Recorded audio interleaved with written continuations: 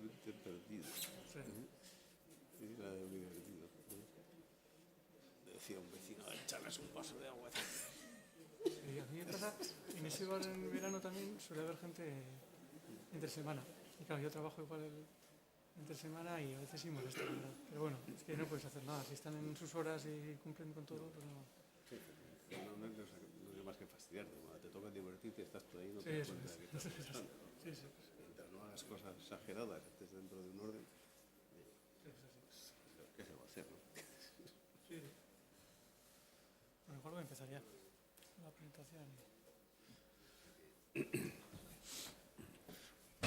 Yo, Reyes León, buenas tardes a todos. Gracias por venir a este ciclo que hemos titulado Una década prodigiosa.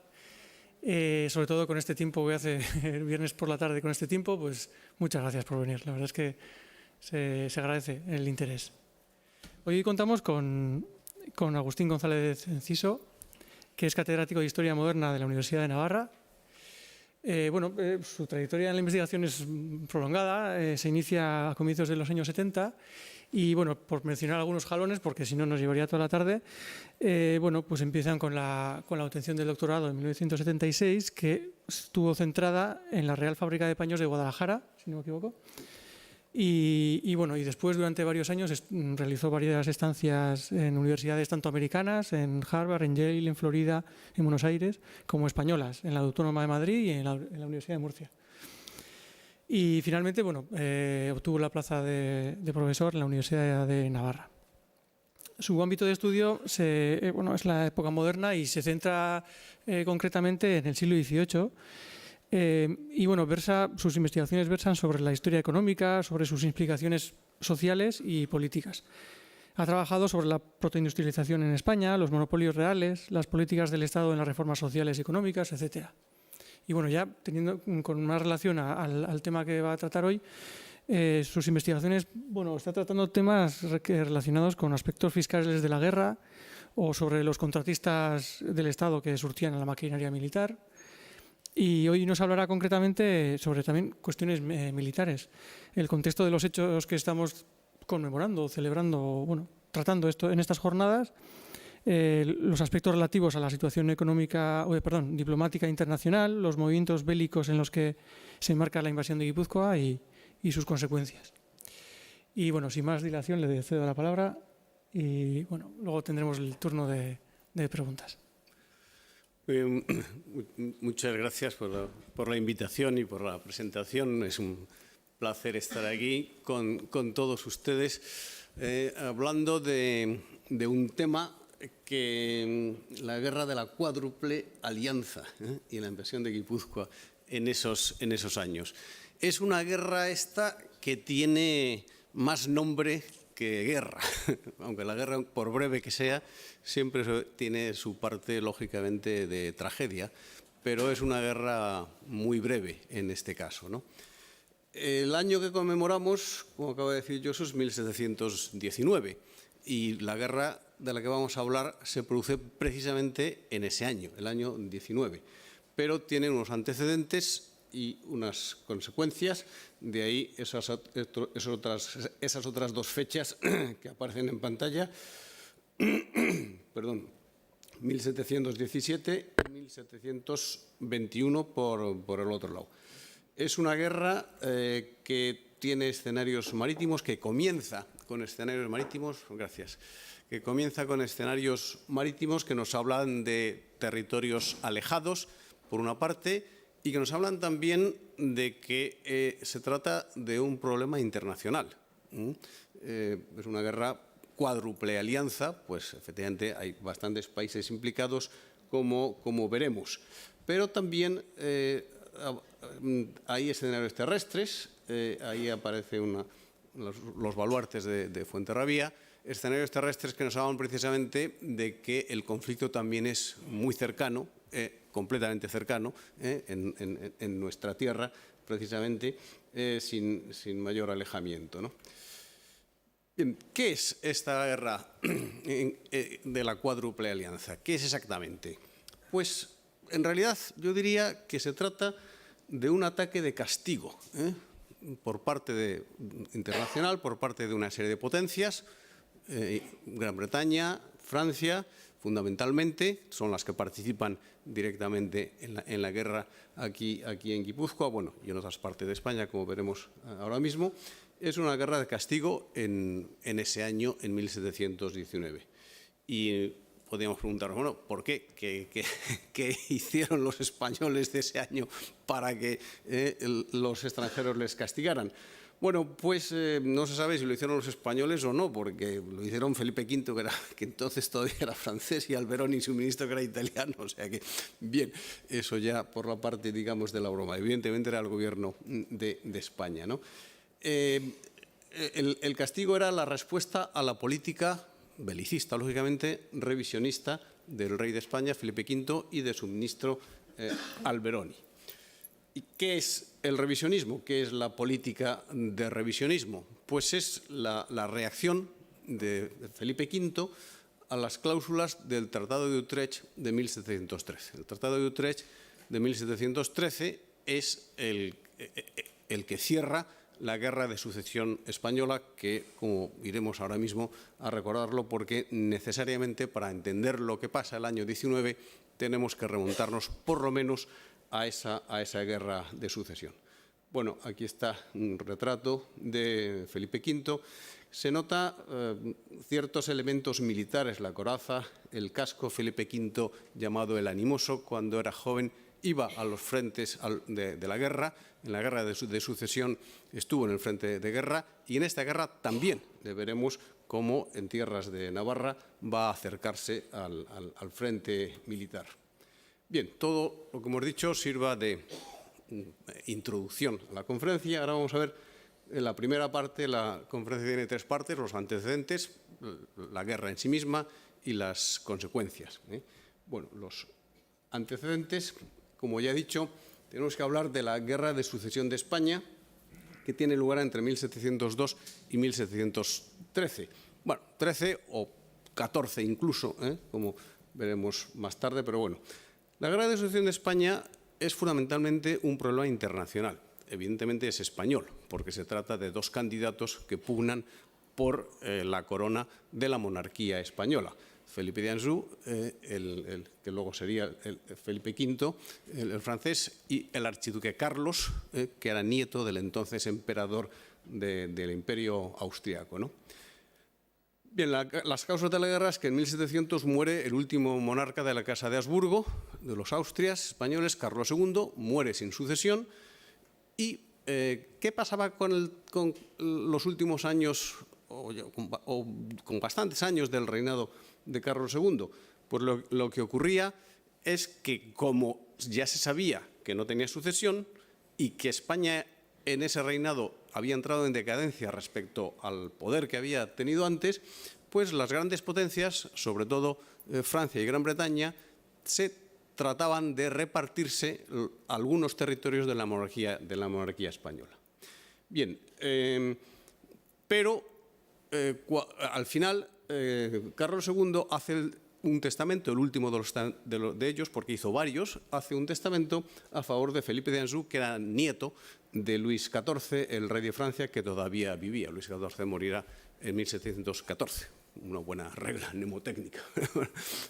Bien, entonces, ¿qué es lo que ocurre? Pues que existía el peligro, si efectivamente Felipe de Anjou heredaba la corona, según el testamento de Carlos II, en el sentido era lo legítimo, pues podía ocurrir, existe el peligro de que España y Francia se unieran como una sola potencia, como dos países unidos por una alianza familiar, o incluso peor, con un solo monarca, porque como luego veremos, quizás esto en 1713 no se sabía. Bueno, perdón, en 1713 sí se sabía, porque todos los posibles herederos de Francia fueron muriendo.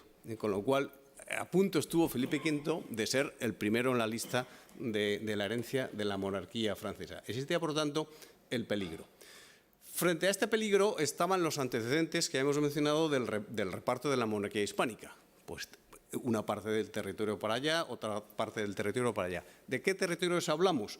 Hablamos los territorios, sobre todo, que aparecen ahí, los territorios italianos de la monarquía y los territorios de los Países Bajos de la monarquía, o sea, Nápoles, Milán, Cerdeña, los Países Bajos, etc., ¿no?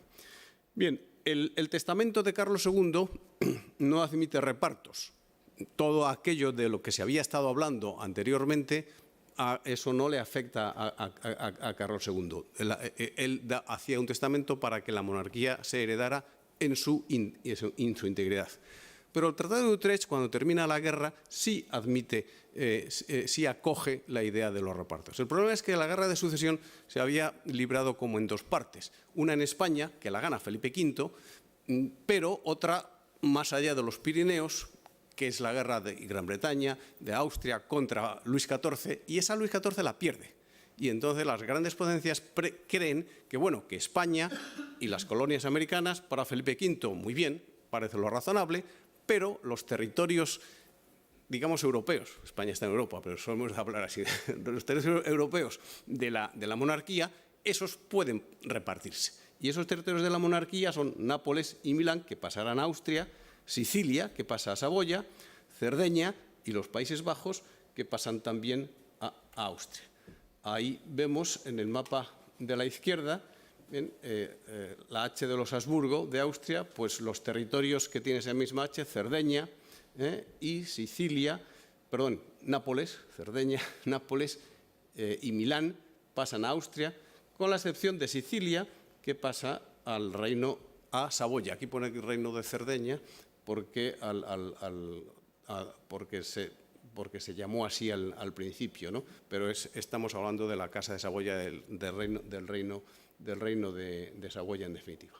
Bien, eso es el Tratado de Utrecht, que decide hacer ese reparto y que España, la monarquía española, pierda esos territorios que estaban en otros lugares de Europa. Felipe V al principio lo acepta de mala gana, pero digamos que no le queda más remedio, porque su abuelo ha perdido la guerra más allá de las fronteras. Pero en 1714 cambian muchas cosas. El primer cambio es que muere Luis XIV, pero justo antes habían ido muriendo también su hijo mayor, el padre de Felipe V, el hijo de este hijo e incluso el hijo mayor del segundo hijo. De tal manera, para simplificar las cosas, que Luis XV, el heredero del trono francés en 1714, era bisnieto del rey. Por lo tanto, eso quiere decir que Felipe V, que era nieto del rey, pero como era el segundo hijo del primogénito de Luis XIV, estaba detrás en la línea de sucesión, pero podía haber reinado, podía haber estado en primera línea perfectamente, ¿no? O sea, la posibilidad de que Felipe V fuera rey era una posibilidad, rey de Francia, era una posibilidad muy, muy real. Esos cambios habían ocurrido. Pero hasta 1714 Felipe V tenía eso en la cabeza, pero no podía hacer nada y había admitido que el duque de Orleans fuera regente, un pariente suyo, fuera regente en Francia y manejara las cosas a su antojo. Pero en el 14 muere la reina, la mujer de Felipe V, María Gabriela de Saboya, y llega Alberoni, un ministro italiano que era agente del ducado de Parma. Y Alberoni consigue, con apoyo internacional también, que Felipe V se case con Isabel de Farnesio, la parmesana, una princesa de Parma, de donde Alberoni procedía también. Entonces, en esta nueva situación resurgen en España los intereses italianos. Ese revisionismo que había quedado ahí perdido, Felipe V acepta el Tratado de Utrecht, pero lamenta haber perdido Italia y otros territorios, pero al llegar a Alberoni y al casarse con Isabel de Farnesio, resulta que Italia reaparece. Por lo tanto, Felipe, el rey de España, es partidario de revisar el Tratado de Utrecht y de intentar recuperar algunos de los territorios italianos que habían pertenecido a la monarquía española. La reina también está pendiente de Italia porque quiere heredar los territorios de su familia, el llamado secreto de los Farnesio, pero también por otra razón, porque piensa que sus hijos no van a heredar el trono español, porque Felipe V tiene 2 hijos de su primer matrimonio. Por lo tanto, los hijos de Isabel, en principio, no van a ser, piensa ella, candidatos al trono español. Así que necesita territorios para sus hijos, necesita asegurarse que algunos territorios italianos, que no son los que habían sido de la monarquía, pero están ahí, pues sean para ella. Y por otra parte, Alberoni pues era contrario a que los Austrias estuvieran en Italia y por lo tanto quería que España volviera. Bien, está la familia de Felipe V en 1723, justo después de los acontecimientos que estamos conmemorando. Aquí tenemos a Fernando, el segundo hijo, que será el rey Fernando VI, Felipe V el rey, Luis, el hijo mayor, que será el rey Luis I, pero reinará solamente 7 meses, la reina Isabel de Farnesio, Carlos, el futuro Carlos III, que será temporalmente duque de Parma, Plasencia y Toscana, luego rey de Nápoles y finalmente rey de España como Carlos III.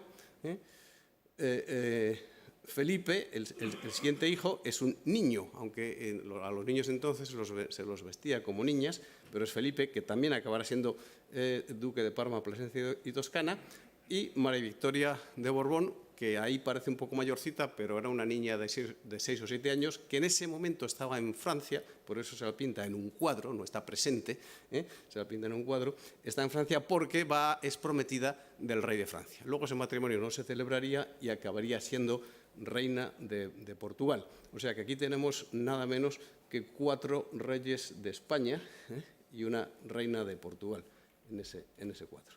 Este es Alberoni. Bien, la política revisionista en Italia, la vemos rápidamente, consiste en el ataque español a Cerdeña en el año 17 y después a Sicilia en el 18. Es la conquista, la reconquista de estas islas.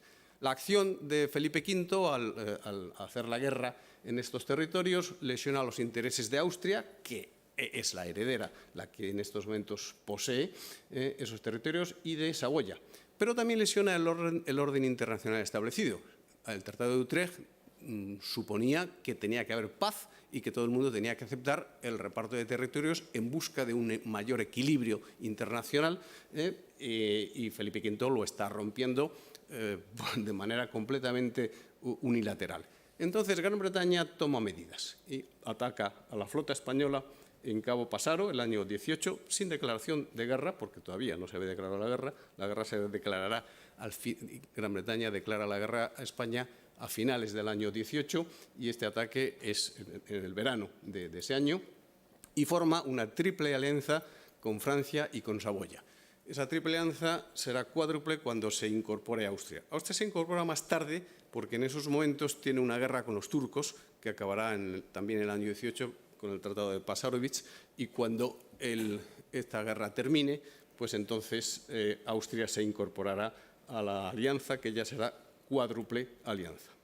Esa es la representación de la batalla del Cabo Passaro. Aquí está el barco español Real Felipe, construido por Castañeta, con la bandera de la monarquía, en medio de dos barcos británicos. Bien, segunda parte, la guerra en 1700... Sí. Sí, es una batalla que pierde España. Eran unos poquitos barcos, eran un par de escuadras, pero no. Fue un ataque por sorpresa, los barcos españoles navegaban sin estar en orden de batalla y fue un desastre total. Bien, la guerra del 19. ¿Cuáles son los motivos de Francia para hacer la guerra el año 19? Bien, por una parte la presión británica, porque ya vemos que incluso Gran Bretaña se había adelantado a la acción antes de la guerra y además declara la guerra. Francia declarará la guerra en enero del 19 y Gran Bretaña lo había hecho en el diciembre anterior. Y hay también una presión internacional para que se vuelva al orden establecido el año 1713.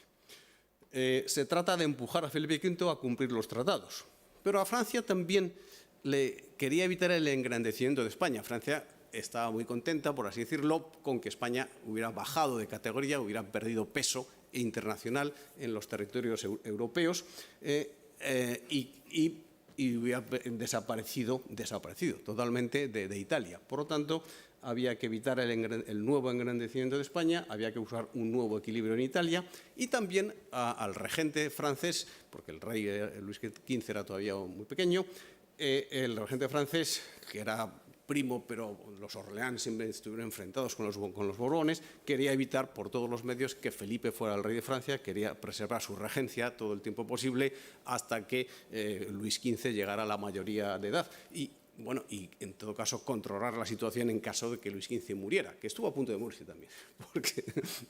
O sea que claramente al regente francés y a la mayor parte de los intereses franceses no le interesaba en absoluto la política que Felipe V había emprendido. Bien, no se trata de una guerra de conquista. Cuando Francia invade algunos territorios del norte de España, incluido no trata de conquistar territorios para ampliar su poder. De lo único que trata es, como he dicho antes, de hacer una operación de castigo. Y lo presenta de manera propagandística ante el pueblo español como se trata de librar al rey, a vuestro rey español, porque aunque era francés, pero de hecho se españoliza y es el rey de España, y Felipe V se sintió así desde el principio, lógicamente, al llegar a ser rey. Entonces, los franceses hablan de que hay que librar al rey de ese mal ministro Alberoni que ha venido y que le ha complicado la vida y que ha hecho creado todas estas presiones, ¿no? ¿Cómo se defendió Alberoni? De maneras variadas. Por una parte, hizo acciones diplomáticas en Rusia y en Suecia, países que en ese momento también estaban en guerra, la guerra del Este. Rusia estaba implicada de alguna manera en la guerra del Este de los austriacos contra los turcos, como hemos dicho, y en Suecia todavía estaba también el conflicto que se llama la Guerra del Norte, que acabará el año 21, ¿no? Luego está la conjura o la conspiración de Celamare. Celamare era un italiano, embajador de España en Francia.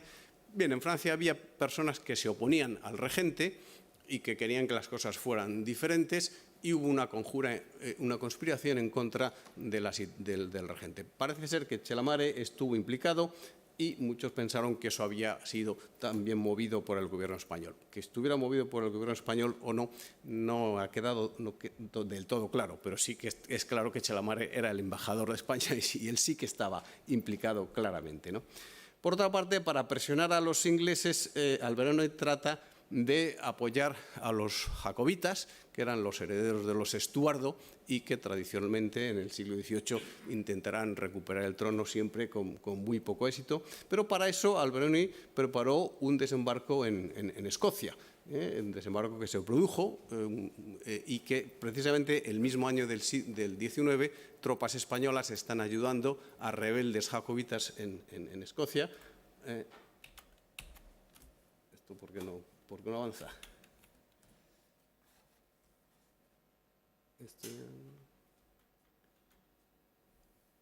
La flecha de la derecha, A ver si no responde. Pues si no responde, a ver.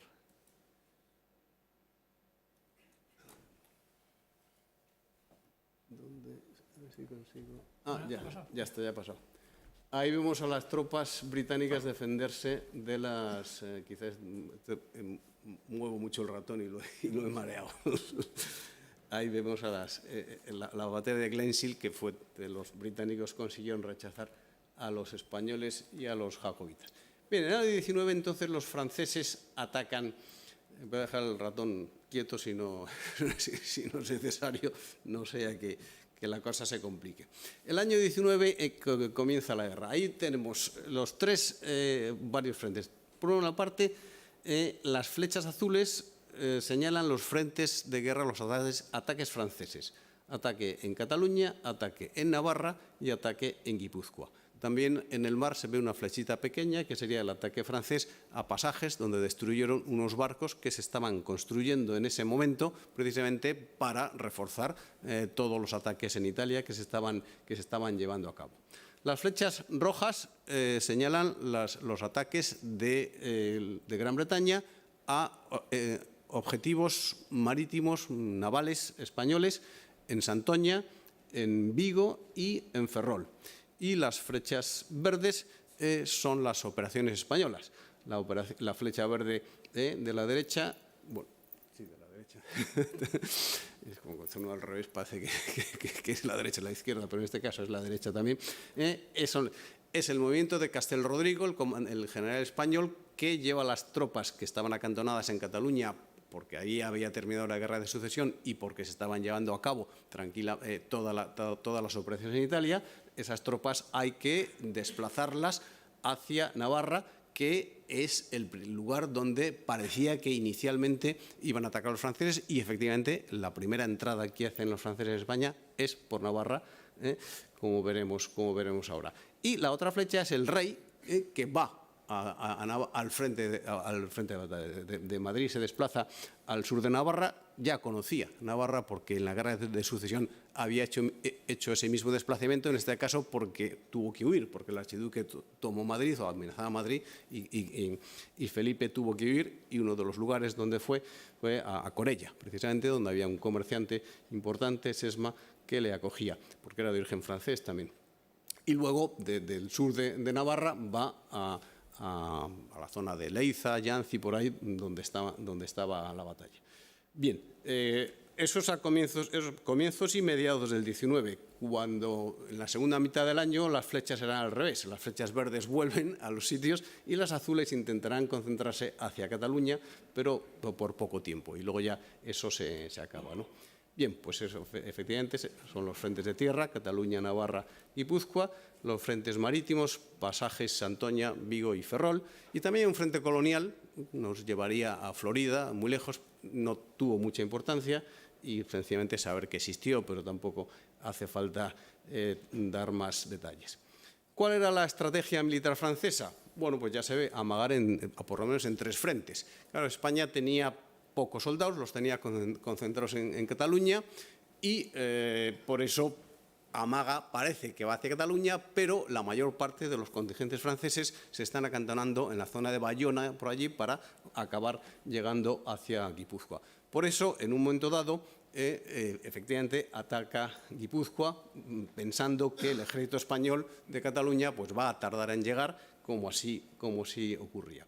Además, los franceses sabían, y aquí entramos en el meollo de lo que se ha estado tratando también en las otras conferencias, y ustedes saben mucho más que yo de esto ya, que aquí había ocurrido el problema de las machinadas, como consecuencia de la política de Alberoni también de intentar trasladar las fronteras que estaban en la línea del Ebro, llevarlas a la frontera con Francia, ¿no? Bueno, entonces los franceses pensaron que ese descontento popular pues podían aprovecharlo a su favor.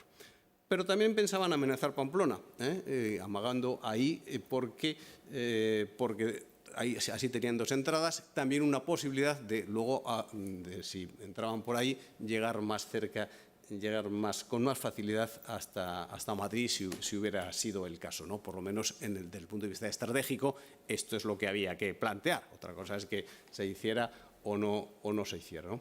Bien, luego esa amenaza a Pamplona no se produjo, y lo que se produjo fue la entrada en Guipúzcoa por 2 sitios, una justamente por Irún, por Bevia, y la otra por Vera, como vamos también a ver.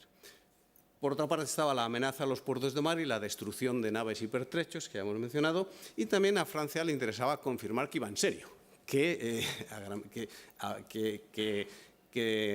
Gran Bretaña se creyera lo de la alianza y que ahora eran amigos, porque claro, hay que olvidar que habían estado en guerra hacía no mucho.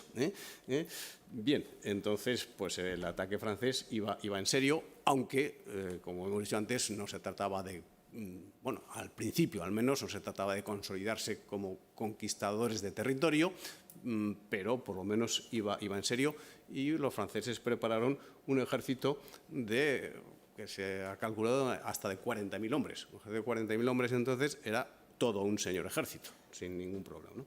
Este el general francés, el duque de Berwick, bien, el duque de Berwick había luchado en España en la guerra de sucesión. El duque de Berwick había luchado, por lo tanto, en la península a favor de Felipe V, y había sido el vencedor de la batalla de Almansa en 1707, que fue una de las batallas decisivas de la guerra de sucesión, que ya cambió definitivamente la guerra a favor de Felipe V.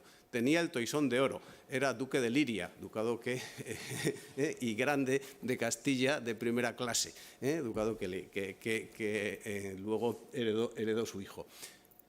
Bien, esto es importante porque, claro, él tenía ahora que... Claro, era francés y vasallo del rey de Francia, por lo tanto se debía al rey de Francia y a los intereses franceses. No le quedaba más remedio que hacerlo, pero claro, todos creaban una cierta perplejidad, tanto entre los soldados españoles como entre los soldados franceses. Pero bueno, este señor era nuestro jefe y ahora nos ataca, ¿no? Bien, sí, pero no, pero claro, era de origen yo creo que escocés. Bueno, no es lo mismo, pero bueno, efectivamente es de esa parte de los británicos que no están a favor de Inglaterra por ser católicos y por estar en contra de la dinastía reinante y favorables a los jacobitas, ¿no? Pero bueno, llevaba tiempo la familia en Francia y estaba afrancesado, ¿no? Bien, ese es el duque de Berry, que es el que dirija las operaciones que ya hemos mencionado. La guerra, aunque parecía que empezaba por Cataluña inicialmente, de hecho empieza en Navarra. Hay unos preparativos desde enero y vemos cómo el virrey llama a los 4 tercios, pero la Diputación se resiste contra el virrey, dice que eso es contrafuero, que hay que llamar a fuero, que es una cosa distinta. Que llamar a 4 tercios es decir, formar 4 tercios de hombres navarros. Eso solo lo puede hacer el rey si lo hace con las Cortes, pero no lo ha hecho con las Cortes, lo ha hecho por su cuenta, por lo tanto es un contrafuero. En cambio, la Diputación sí puede por su cuenta llamar a fuero. Llamar a fuero es que vayan voluntarios, los que quieran ir. Son distinciones jurídicas muy legítimas, pero muy complicadas, que además en un caso como este, pues complica la defensa. Por otra parte, otra cuestión que decía la Diputación es que no se puede llamar a la gente, ni a fuero ni a 4 tercios, mientras las tropas extranjeras no hayan entrado en el territorio, no hayan cruzado la muga. Tienes el ejército ahí, al otro lado de la muga, pero tú no puedes hacer nada. Y en el momento en que ya entren, ya tienes que avisar que ya han venido y entonces, claro, todo eso suponía retrasos. Por otra parte, la Diputación pidió ayuda al rey directamente, sin pasar, puenteando también al virrey. Bueno, un lío de estos típicos de fueros y contrafueros, parecido a lo que ocurrirá también en Guipúzcoa unos meses más tarde o unas semanas más tarde, ¿no? Bien, entre todo eso lo que produce son retrasos. Mientras tanto, el ejército francés ataca Vera, toma Vera en abril, y cuando parece de alguna manera que podía ir hacia el sur, hacia Pamplona, pues gira. El alcalde de Vera avisó a los de Oyarzún, pensaba que de Vera iba a ir a Oyarzún, pero en realidad fue por Endarlaza a Irún. Y allí las tropas que habían entrado por Navarra se encontrarían con otras que se habían retrasado un poco antes y que bajaban directamente desde Francia hacia Hendaya y Beovia. Es entonces cuando el rey Felipe V llama a las tropas de Cataluña, a Castelrodrigo, que llegaron un poco tarde. Bien, ¿en Guipúzcoa qué pasa? Pues que han entrado en Irún y en Beovia, como acabamos de decir, pasan después a Pasajes. El objetivo fundamental, de todas formas, era Fuenterrabía, porque era el primer núcleo de población importante y además suponía también controlar el mar. ¿Qué problemas había en España? Tanto en Navarra como en Guipúzcoa. Y parecido en Cataluña, pero vamos a dejar Cataluña porque si no esto sería demasiado largo. Pues había pocos hombres y estaban desarmados. La guerra había terminado hacía tiempo, todo estaba exhausto, no se había recuperado nada. Luego había una muy difícil coordinación entre las milicias y las tropas reales. Creo que ya se ha hablado también en otra conferencia de esto. Aquí había milicias locales que se formaban cuando era necesario y tropas del rey. Las milicias dependían de la Diputación, pero no salieron cuando se las llamó, cuando la Diputación las llamó, pues no salieron muchos y además tenían que ir cada uno con sus armas y no tenían armas. En todo caso, algunos tenían escopetas de caza y poco más, ¿no? La situación estaba muy mal en ese sentido. Las fuentes han hablado, por un lado o por otro, de poco ánimo defensivo. Y a veces se cruzaron insultos antes o después, las milicias contra las tropas reales, etc. Bueno, poco ánimo defensivo sí que había, tanto en un sitio, en Navarra, como en otro, pero el problema no es que hubiera poco ánimo defensivo, es que había muy pocos defensores. Estamos hablando de unos cuantos cientos de hombres, en el mejor de los casos, ya cuando se consiguió llamar a todos, llegaron a ser hasta 2.000 o 3.000, pero la mayor parte de milicias o las guarniciones de tropas reales, que eran pocos cientos de hombres, de eso, descoordinado además, frente a un ejército perfectamente ordenado por el duque de Beric, que se echaba encima con más de 30.000 hombres. Después de luego el poco ánimo defensivo, y tampoco se trataba además de ser absolutamente heroico. Esta guerra no es para grandes heroicidades, sino que era una guerra, como he dicho antes, también relativamente confusa, ¿no? Los problemas franceses también eran parecidos, también existían el poco ánimo. Los soldados franceses no sabían qué hacían, qué papel estaban jugando, por qué tenían que estar invadiendo un territorio que antes habían defendido. Probablemente algunos de ellos eran los mismos, ¿no? Se ha hablado de muchas deserciones. Quizás las deserciones las exageraron las fuentes españolas para animar a los suyos, pero bueno, deserciones por otra parte eran normales en todas las guerras. Lo que sí que ocurre es que esa entrada que ya hemos mencionado en Irún, en Beove, en Pasajes, y ese aproximarse a Fuenterrabía, se estaba haciendo de manera más lenta y más difícil de lo esperado para los franceses. Los franceses, con tanto ejército y pensando que invadían un territorio donde había descontento popular por las machinadas, pensaban que aquello iba a ser un paseo militar. Bien, ciertamente no fue un paseo militar en los primeros momentos, lo cual hace pensar que el ánimo defensivo no fue tan pequeño como algunos decían. Pero también es cierto que los franceses al principio no lanzaron el grueso de su ejército. Bien, al ver que pasaban los meses, febrero, marzo, abril, etcétera, mayo, y que el avance era pequeño, entonces es cuando se decidió, los franceses decidieron lanzar el ataque en serio. Bien, la defensa de Guipúzcoa, la Junta General forma la Diputación de Guerra para llamar a las milicias, se tienen que poner de acuerdo con las tropas del rey que mandaba Loya, y la defensa que hacen es poco eficaz, sobre todo por la escasez numérica, como ya hemos mencionado. Bien, como la guerra en esos meses parecía lenta, pues entonces Beric se tiene que presentar personalmente con el grueso de su ejército. Descarta definitivamente Cataluña, ya a mediados de mayo, y da prioridad a Guipúzcoa y lanza un ataque frontal en serio a Fuenterrabía, que se rinde el 18 de junio. Bien, aquí tenemos un mapa francés de Fuenterrabía, cómo lo veían ellos, y aquí el ejército de Beric preparado para el ataque a Fuenterrabía, también según un grado francés. Bien, se ve ahí el listado de todas las tropas. Abajo es un ejército como Dios manda, ¿no? Con lo cual ya la cosa se aclaró. Antes de pasar ahí, bien, Fuenterrabía se rinde porque no le queda más remedio. En cuanto los franceses empezaron a bombardear aquello en serio, pues bien, no es un problema de me hago francés, es un problema, como he dicho antes, de que soy incapaz de defenderme y que no merece la pena provocar aquí una sangría o una destrucción de la ciudad solo por aguantar un poquito más, ¿no? Bueno, ganada Fuenterrabía, el objetivo era claro. San Sebastián, aquí un grabado precioso que alguien en esta ciudad habrá hecho, que yo he copiado por ahí, con el duque de Beric, San Sebastián al fondo. Bien.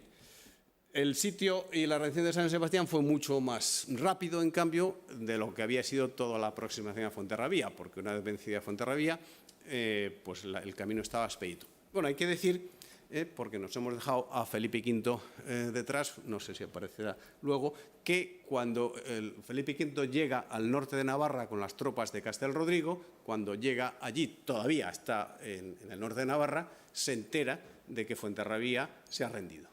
Con lo cual, no llegó, le faltó, pues no, llegó 15 días más tarde. Si hubiera llegado 15 días antes, a lo mejor habría habido un enfrentamiento entre dos ejércitos. Castelrodrigo tenía 15.000 hombres, tampoco eran muchos, pero bueno, ya era un ejército que podía oponerse. Pero llegó tarde y entonces vio que no había ninguna posibilidad y se quedó por allí un tiempo, pero no sin tomar ninguna acción. Mientras tanto, Beric pudo hacer el sitio de San Sebastián con bastante tranquilidad. Fue un sitio rápido, evidentemente penoso, porque cortaron el abastecimiento de aguas y hubo muchos problemas de salud, en poca gente hubo enfermedades, murió la población civil. Era imposible resistir y con esas condiciones en las que estaban no hubo más remedio que rendirse. Rendirse con condiciones. ¿Cuáles eran las condiciones? Lo mismo que había ocurrido también en Fuenterrabía, pero de manera más seria aquí en San Sebastián. Las condiciones eran, eso sí, los donostiarras, los guipuzcoanos, decían que, bueno, yo me rindo, es decir, le obedeceré, pero siempre y cuando se respeten los fueros. O sea, efectivamente, usted ha venido aquí diciendo que tenía la posible ventaja de que yo me iba a rendir porque hay un problema de fueros. Si usted me respeta los fueros, pues entonces yo me rindo tranquilidad, ¿no? Los fueros, incluido las aduanas, o sea, que las aduanas volvieran a su sitio, etc., ¿no? Duque de Beric concede toda la cuestión, pero deja claro que no es un derecho. Lo concedo porque soy un conquistador magnánimo. Yo aquí no he venido a apropiarme del territorio, he venido a lo que he venido, soy magnánimo y, por lo tanto, respeto los fueros. Ahora, no es un derecho, ustedes son un territorio conquistado, por lo tanto, si le respeto los fueros es porque yo soy magnánimo. Es pura concesión, no es que yo les reconozca ese derecho, pero bueno, por lo menos ahí estuvo, ¿no? Mientras tanto, los guipuzcoanos, había ocurrido también en Vera, había ocurrido en Fuenterrabía, ahora en San Sebastián, pues escriben a Felipe V. Ciertamente, la relación entre las autoridades locales y Felipe V y la corte en Madrid fueron permanentes. Siempre, a pesar de la presencia del ejército francés, se las arreglaron bien para poder enviar noticias continuamente y, en un momento dado, en la propia corte les dijeron que si ustedes se rinden no pasa nada porque ya se ve que es imposible resistir, ¿no? Pero de todas formas aseguraron la protesta de lealtad. Es decir, bueno, nosotros obedecemos al francés porque no nos queda más remedio, pero somos vasallos de Felipe V. O sea que mantenemos la lealtad a nuestro rey, aunque hayamos tenido que rendirnos dadas las circunstancias, ¿no? Al mismo tiempo, Beric llamó a las otras provincias, a Vizcaya y Álava, a que se rindieran porque si no les podía pasar algo, y las provincias inmediatamente hicieron lo mismo. Pues sí, nos rendimos antes de que el ejército suba. El ejército no tuvo que pasar más allá, se quedó en su sitio y las otras provincias se rindieron. Bien, y aquí se puede decir que la guerra terminó, como vamos a ver, ¿no? Por eso entramos ya en la tercera parte, que será un poquito más breve, en 5 minutos lo resolvemos, que son las consecuencias. Estábamos viendo cómo San Sebastián se rendía en agosto, en fin, pasa agosto. En septiembre, Felipe V se retira de Navarra y, al ver que las cosas se estabilizan en Guipúzcoa, Beric traslada la acción a Cataluña. Habíamos visto un mapa antes, decíamos, las flechas azules que antes estaban sobre todo sobre Guipúzcoa, pues van a pasar a Cataluña. Y Felipe V despide a Alberoni en diciembre. Bueno, esto es clave, porque efectivamente daba la impresión de que la guerra internacional se había montado para echar al ministro. Este era el argumento de Beric, de la propaganda, para decir, no vengo contra ustedes ni contra su rey, vengo contra el ministro. Si usted, pues bueno, el ministro se fue. Efectivamente, eso ya, la guerra termina. Hay que tener aquí en cuenta también una cosa muy curiosa. Ustedes habrán oído hablar de la crisis de Elo, la bancarrota de Elo, la burbuja, la gran quiebra, una de las primeras y principales quiebras de la historia financiera, ahora que hemos pasado unos años hace poco de crisis, de grandes crisis, nos han recordado. Pues la crisis de Elo. Bueno, la crisis de Elo se produce precisamente entre septiembre del 19 y los primeros años del año 20, porque precisamente los gastos de esta guerra son los que llevan a culminación todo el proceso de inflación y de gasto que se venía produciendo y que hace que quiebre la famosa burbuja de Elo. Claro, lógicamente, la quiebra no será hasta los primeros meses del año 20, pero ya en septiembre la gente empieza a retirar el dinero que había invertido, los precios empiezan a bajar, bien, la cosa se empieza a complicar y entonces hay problemas económicos serios, ¿no? Bueno, coincide que comienzan las conversaciones de paz y se ve cómo ese problema internacional que había provocado una invasión local, pues ahora al triunfar, digamos, la invasión local en el sentido de que ha cumplido sus objetivos porque el Veroni desaparece, el triunfo local lleva a la solución de lo internacional. Ya el resto de 1719 no es más que vamos a ver qué es lo que hacemos y en los primeros meses del año 20 se firma el armisticio y comienza el Congreso de Cambrai. Este es Melchor de Macanaz, que fue el negociador más importante un negociador importante de España en el Congreso de Cambrai, y vamos a las consecuencias ya a largo plazo. Felipe V definitivamente acepta el Tratado de Utrecht, renuncia definitivamente también a Italia y renuncia también a Francia, a ser rey de Francia y todas las posibilidades que se había abierto. Hay acuerdos de matrimonios entre príncipes españoles y príncipes franceses, es lo que veíamos antes en el cuadro, ¿verdad? Carlos VI es el emperador de Austria, renuncia a ser rey de España. Carlos VI había sido el archiduque que había combatido, que había sido el candidato al reino de España que había combatido a Felipe de Anjou. En ese momento era también nieto del emperador y nadie iba a pensar que él iba a ser emperador, porque si existía el peligro de que si heredaba a Felipe, Francia y España estuvieran unidas, y existía el peligro de si heredaba el archiduque, España y Austria volvieran a estar unidas como en tiempos de Carlos V.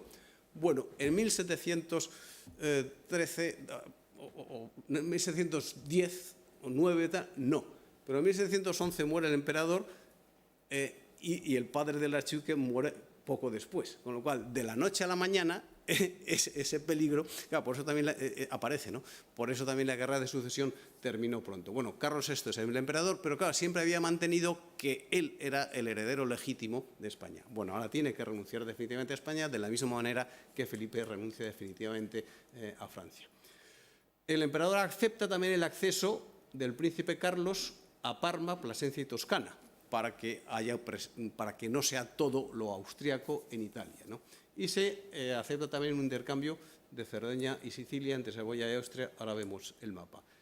Cuando todos estos acuerdos están en marcha, pues ya se produce la evacuación de todos los territorios ocupados, evacuación de Cerdeña y Sicilia por parte de España y evacuación de Guipúzcoa y Cataluña y parte de Navarra, que todavía estaba ocupada, por Francia sin mayor problema. Y terminamos donde habíamos empezado. Ahora, eso sí, Sicilia, ven aquí cómo ha cambiado el color. Antes Sicilia pertenecía a Saboya, llamado Reino de Cerdeña. Ahora Sicilia se une con Nápoles y con los territorios austriacos, y es Cerdeña la que se une a Saboya. De tal manera que, bueno, hay un equilibrio en Italia porque Cerdeña pertenece a Saboya y no a los austriacos, pero eso está repartido de una manera un poquito más racional. Es decir, unido a todo lo que hemos dicho antes de matrimonios, etcétera, el Congreso de Cambrai empieza poco a poco, de manera muy despacio, a ir arreglando las cosas. ¿Y qué pasa con nuestro territorio? Nada.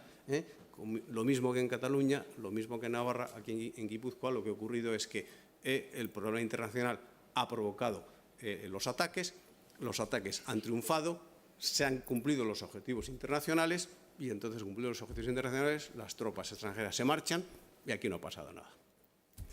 Y nada más. Muchas gracias.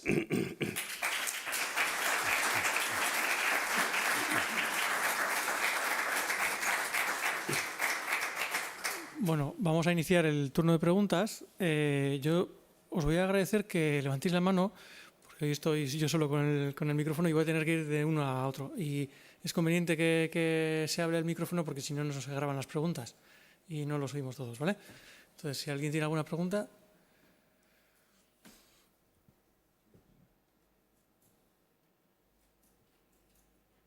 A ver.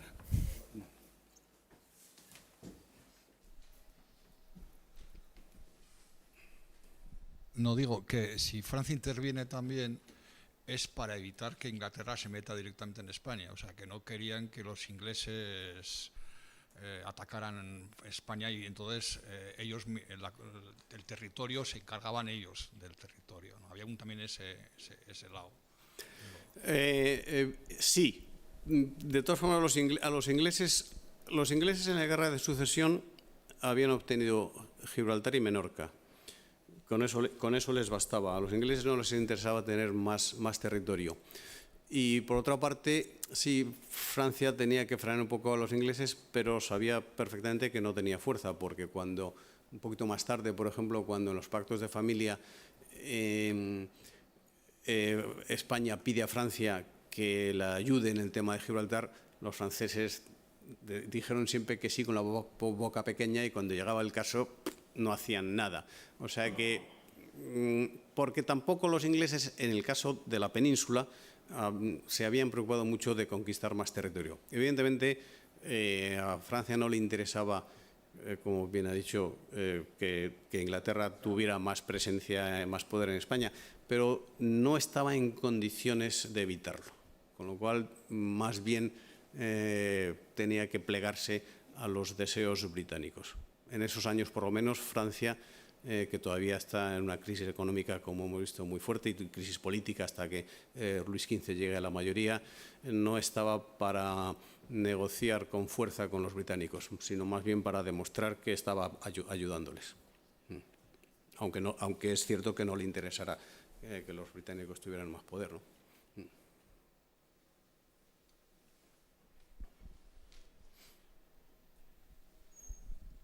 Buenas tardes. Y en ese revisionismo que quería Felipe, nos olvidamos totalmente de Terranova. No le importa para nada a España ya Terranova con el Tratado de Utrecht. No. Querían, bueno, eso era parte de lo más que el revisionismo de Felipe, que no me está mirando tanto a Terranova, pero era uno de los problemas que afectan precisamente a los vascos, porque los vascos, aparte del tema de las aduanas, reclamaban que se recuperara la pesca en Terranova. Pero ese es un tema en el que a lo largo de todo el siglo XVIII la diplomacia española, ya desde ese principio y en adelante, la diplomacia española intentará siempre hacer cosas, pero siempre fracasando. No se consiguió recuperar capacidad de acción en el tema de la pesca de Terranova. En estos momentos el revisionismo se centraba solo en Italia. Eso está claro. Y tampoco la guerra se fue a Terranova, se fue a Florida, fundamentalmente porque los franceses podían tener posibilidades desde el Caribe francés de atacar Florida, pero Terranova quedaba un poco lejos. Terranova era más bien una cuestión diplomática de ponerse de acuerdo quién pescaba y cuándo y cómo. Y bueno, en el terreno diplomático, pues las cosas estaban todavía un poco maduras para que la diplomacia española pudiera funcionar. Antes he puesto a Macanaz, porque es un personaje famoso que estuvo en Cambrai, pero la diplomacia española en el mismo Utrecht, en todos los tratados de Utrecht, Rastatt, Baden, etcétera, que conforman el conjunto de los tratados de Utrecht, y en el mismo Congreso de Cambrai, la diplomacia española fue muy flojita. No es la mejor época, ni mucho menos. Terranova queda olvidada momentáneamente. Pero es un tema interesante, es poco conocido por otro lado.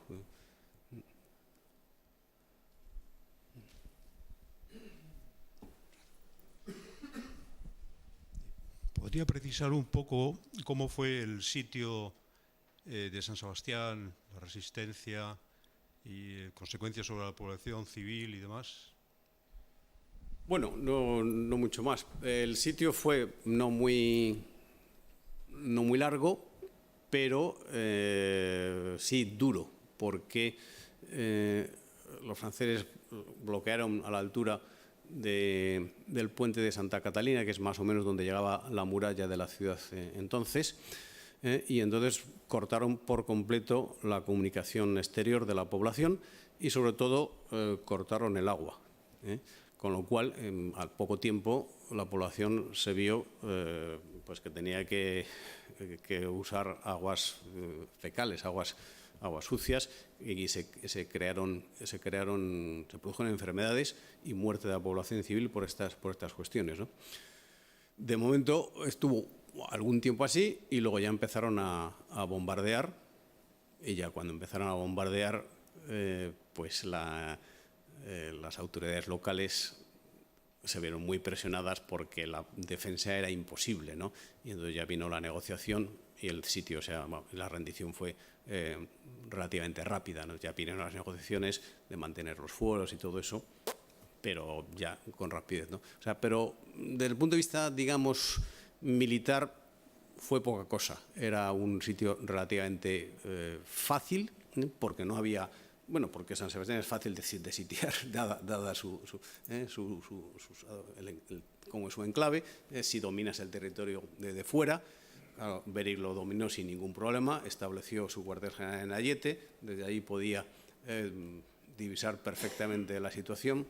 Fue un sitio, no había nadie que le hostigara, las tropas reales de Loya se habían retirado primero a Hernani, pero conquistada Fuenterrabía, y cuando entraron las tropas francesas se retiraron a Tolosa.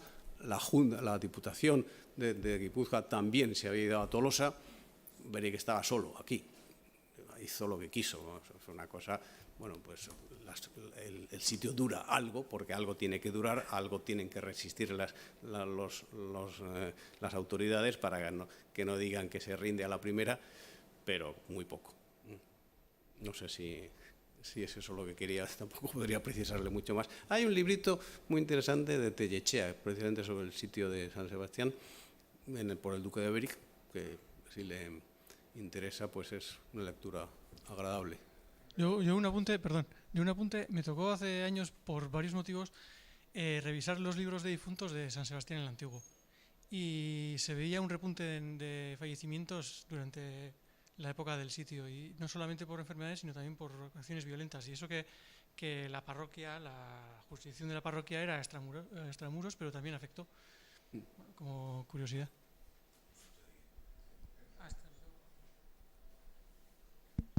Bueno, estará abajo. No, en realidad para los franceses fue casi como un entrenamiento. O sea, en Vincennes, en todos los documentos, hay muchísimos documentos del asalto, y casi lo hicieron como una especie de o sea, todas las... ¿cómo se llama? Joder, ya no me sale la palabra. Los baluartes. Las trincheras. Las trincheras que era el sistema de Vauban y tal, pues lo hicieron casi como un ejercicio de entrenamiento, y entraron por la brecha, también como entraron los ingleses 100 años después, entraron por el mismo lugar, y luego también el castillo se rindió más tarde, y también hicieron una serie de trincheras para alcanzar el castillo, que todavía creo que algún que otro resto. Pero en Francia hay mucho escrito sobre eso, pero casi yo creo como un entrenamiento, como una especie de ejemplo de cómo había que asaltar una ciudad. Sí, efectivamente, como fue muy fácil, lo hicieron con toda tranquilidad, lo hicieron de libro, digamos, ¿no? Pero ha hecho mención a una cosa que yo no he dicho, que es interesante, que es la diferencia entre la población civil y la militar. Es decir, la población civil no le queda más remedio que rendirse, o las autoridades civiles tienen que rendirse, porque es absurdo, porque si no habría sido una masacre totalmente sin sentido, ¿no? Entonces hay que rendirse. Pero los militares no pueden hacerlo tan fácil, los militares resistieron más. Entonces el militar dice, bueno, se rinde la ciudad, pero la fortaleza no se rinde, y aguantaron unas semanas más, un poco más, pero acabaron rindiéndose también. Pero esa diferencia entre lo militar y lo civil, en este caso, que también en parte había ocurrido en Fuenterrabía, es interesante. Gracias.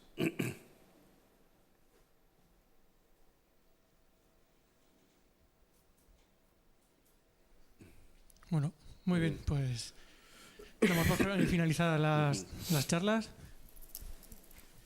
Bueno, la charla de hoy. Muchas gracias por la asistencia y que pasen una buena tarde.